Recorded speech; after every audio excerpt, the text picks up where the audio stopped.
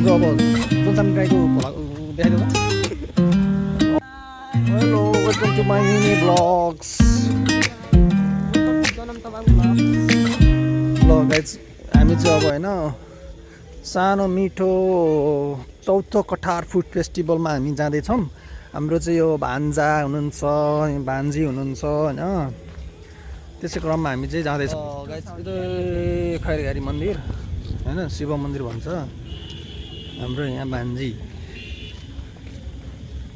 Cutie beauty सानो भान्जी आयो गर, भान्जी भान्जा आयो गर।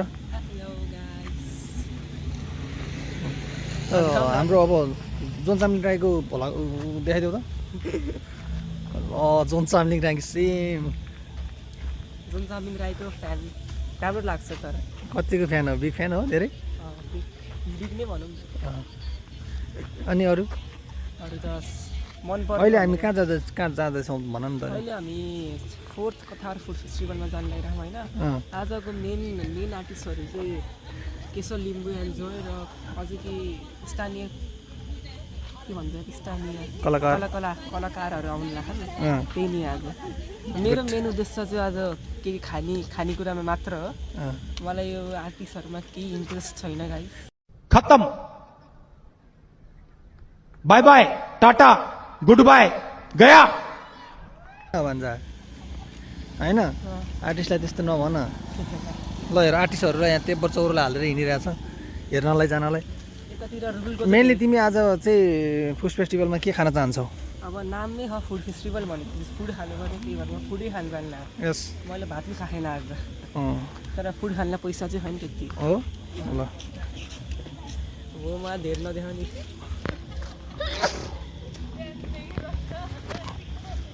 ल हाम्रो सोल्टी हो, सोल्टी जाउँ जाउँ।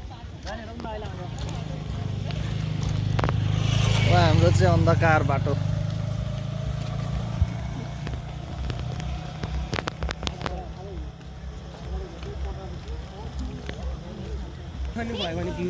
हाम्रो सुर्ती बाजे, सुर्ती दाइ यो चाहिँ होइन टक्क लगाएर। ओ मामीजी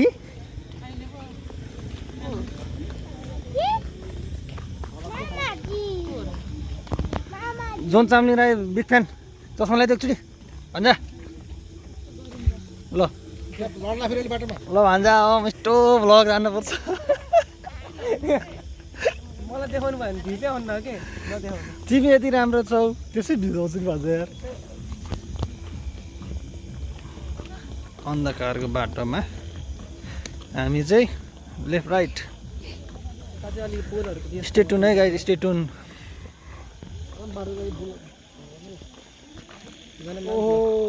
हाम्रो सम्पूर्ण भान्जा जोन्सामी राईको होइन दोस्रो पार्ट।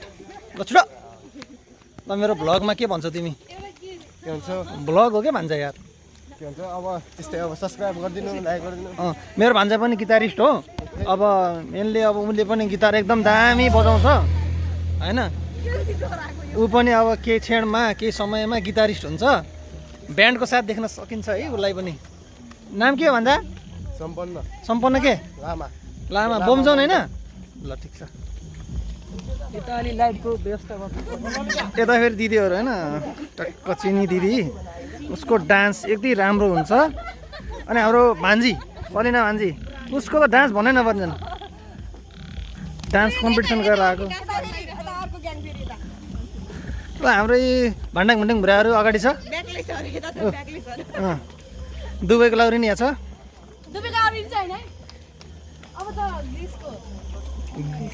ग्रिसको यहाँ फेरि सावधान बुढी पछाडि छ। लामा यो चाहिँ होइन टक्क लगाएर लाउरी नि लुङ्गी डान्स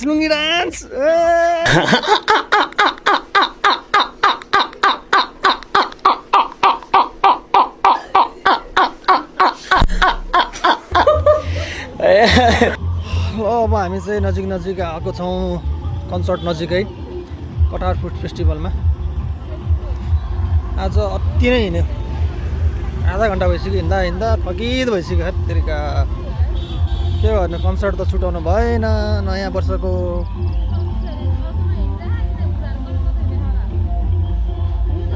लाइट देख्नु भएको छ नि हजुरहरूले दामी लाइट हाल्दैछ यहाँ देख्नु भएको छ नि स्टलहरू सबै छ यहाँ टन्नै यो चाहिँ कन्सर्ट भएको ठाउँ हो कठार माध्यमिक विद्यालयको छेउमा कठार चौरमा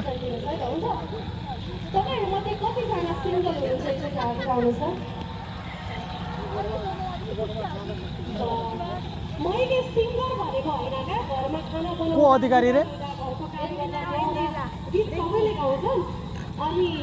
एन्जिला रेग्मी आउनुभएको छ कठार फुड फेस्टिभलमा एन्जिला रेग्मीले चाहिँ गाइरहनु भएको छ अहिले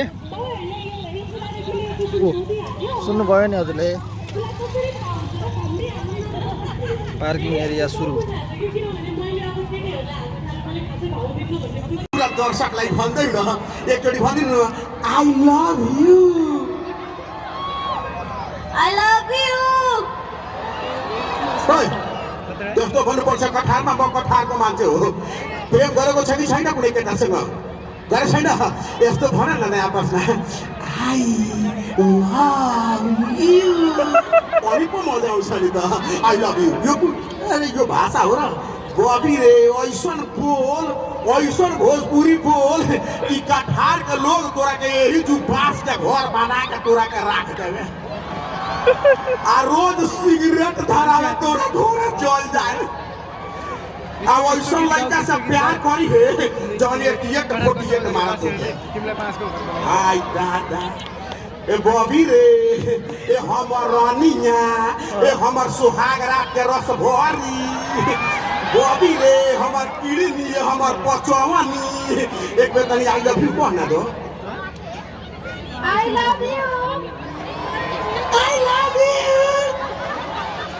रे कठारमा यस्तो मासु बने छ यस्तो तिमी खाइहाल कि 3 दिनमा डायरिया यहाँ हस्पिटल छ कि छैन तेरो इलाज हुन्छ कि हुँदैन तबसम्म जीवन जल पिँदै राख बाप रे बाप मेरो बाप रे तिमीलाई हेरेपछि त मेरो देहमा 4 लाख कर्जा छ लागिरहेछ अहिले नै सधिहाल्यो बाप रे बाप ल अब ढिला नगरिकन हामी एकचोटि चोलिएमा अटकल परान हामी डान्सतिर जाऊ रोमान्समा जाऊ बाप रे बाप अभी तो रुको क्लाइमैक्स अभी बाकी है